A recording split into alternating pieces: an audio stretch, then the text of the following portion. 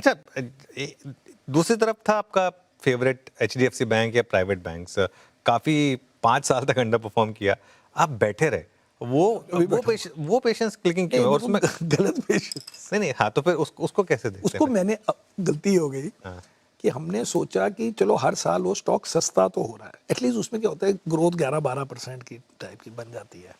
तो अब उसकी वैल्यूएशन अब कहने क्या था, एक्चुअली क्या हुआ एचडीएफसी के मर्जर से जो कंबाइंड एंटिटी को फाइनेंसिंग वगैरह चाहिए थी वो बड़ी मतलब मुश्किल हो गया, उसमें टाइम लग गया ना।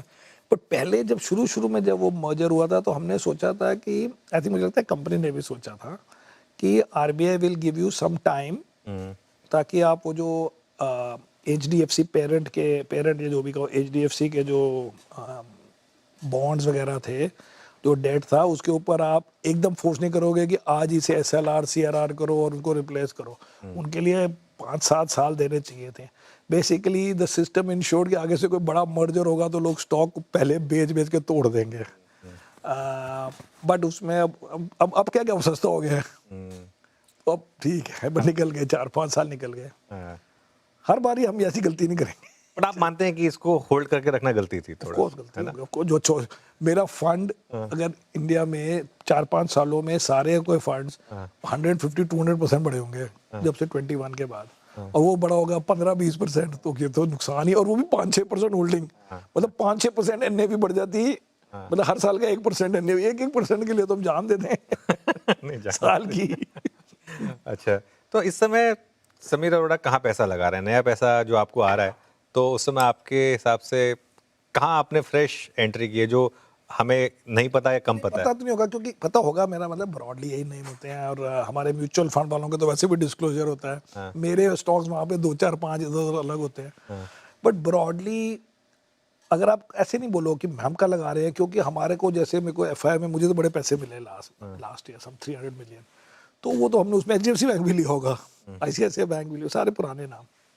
लेकिन उसको इंटरप्रेट कर दो डिफरेंट कि लोगों को क्या लेना चाहिए जो पुराना घिसा पिटा नहीं है। हाँ, चलिए, न्यू एज, न्यू एज।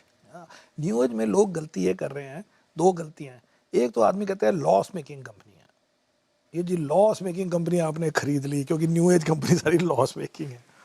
तो मैं उनसे बोलता हूँ इसका मतलब आपने तो एंथ्रोपिक जिंदगी में नहीं खरीदना था, आपने तो ओपन एयर जिंदगी में नहीं खरीदना था पहले, आपने तो स्पेस एक्स जिंदगी में नहीं खरीदना था, लेकिन देखिए साइज 1-1 ट्रिलियन।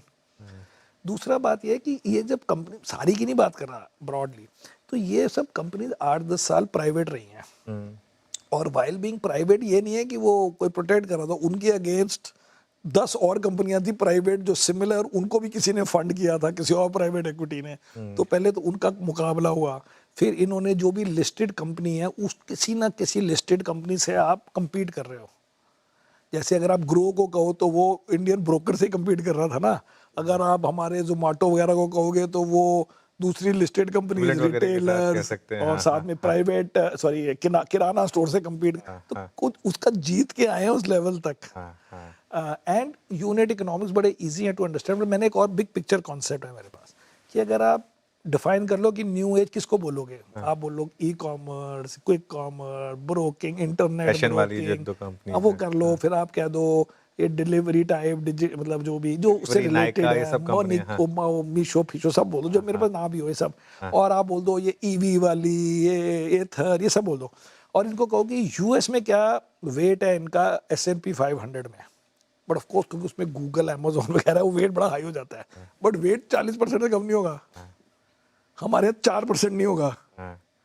तो बिग पिक्चर में 4 भी कहाँ होगा, नहीं इटर्नल का हो, ही इटर्नल होगा, अगर एक दो बार आ गया मुझे हाँ, पता भी हाँ, नहीं, शायद हाँ, लेंस कार्ड आ गया हो किसी हाँ, इंडेक्स हाँ, में, क्योंकि बड़ी कंपनी है। तो ये सब आप ऐसे करोगे तो घूम फिर के आपको 2-4% मिलेगा।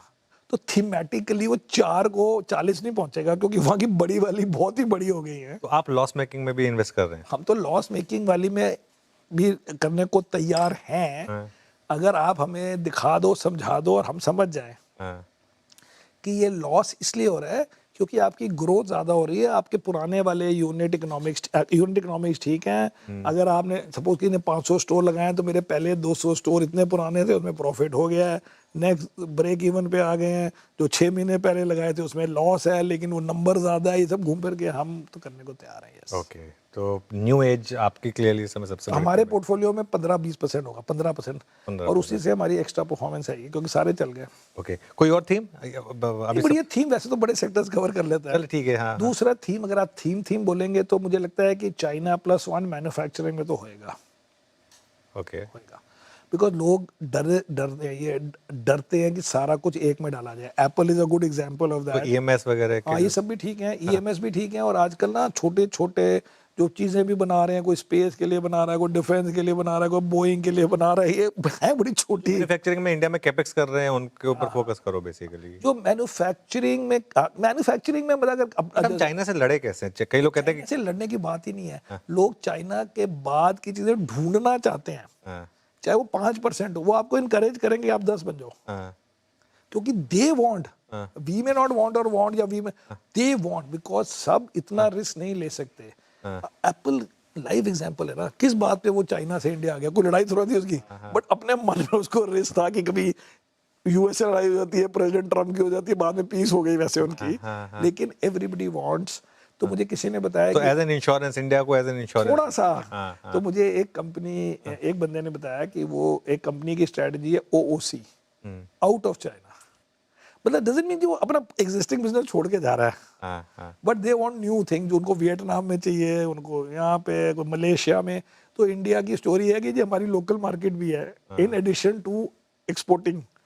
तो ये स्टोरी है, लेकिन कंपनियां बड़ी छोटी हैं, 400-500 करोड़ के उनकी सेल्स होती हैं। वो अगर आप हमारे इंडियन पोर्टफोलियो में देखें आपको नजर आ जाएंगी 2-4 ऐसे। ओके, ठीक है। अच्छा,